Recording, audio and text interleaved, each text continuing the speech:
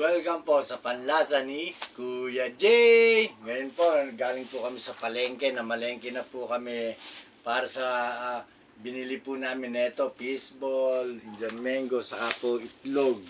Itlog ng pugo. Gagawin po natin kwek-kwek yan, saka pang banana Q. Sweet corn. Ito, pang banana Q. Ayan. Tapos ito, sweet corn. Gagawin natin ano yan. Tapos, kamote Q. Siyempre may tokwa po tayo.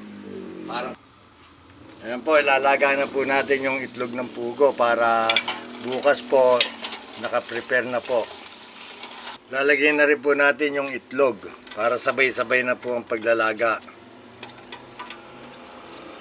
Ayan.